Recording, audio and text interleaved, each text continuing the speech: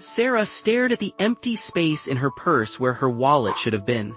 Her heart sank as she stood in the grocery store checkout line, realizing she had somehow lost everything. Her driver's license, credit cards, the $50 in cash she needed for groceries, and most importantly, the photo of her late grandmother that she carried everywhere.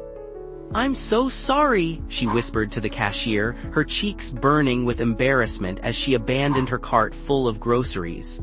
The young man behind her stepped forward without hesitation.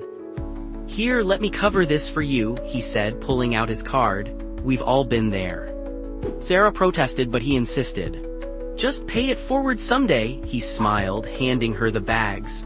Walking home empty-handed except for the unexpected groceries, Sarah felt overwhelmed by the stranger's kindness. She had lived in this neighborhood for 3 years but had never really connected with anyone, always too busy, always rushing somewhere. The next morning her doorbell rang. Mrs. Chen from next door stood holding Sarah's wallet, completely intact. "A jogger found this in the park and brought it to me since your address was visible through the clear window," Mrs. Chen explained. "I wanted to return it personally." "Are you okay, dear? You look stressed." Sarah invited her in for coffee, and they talked for 2 hours. She learned that Mrs. Chen was recently widowed and had been hoping to connect with neighbors but felt too shy to reach out.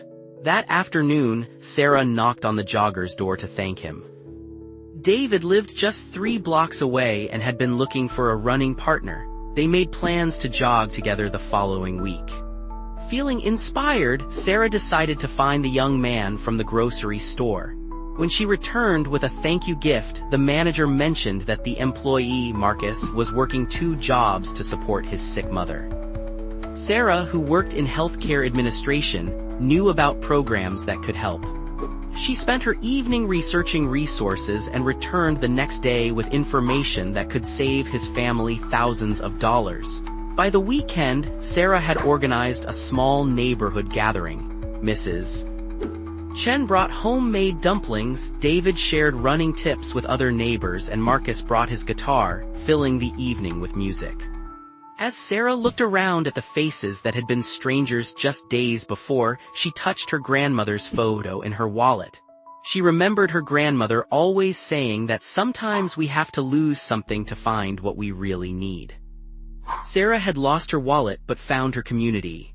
Sometimes our greatest losses become our most unexpected gifts, revealing the kindness that surrounds us when we're brave enough to accept help and vulnerable enough to ask for it.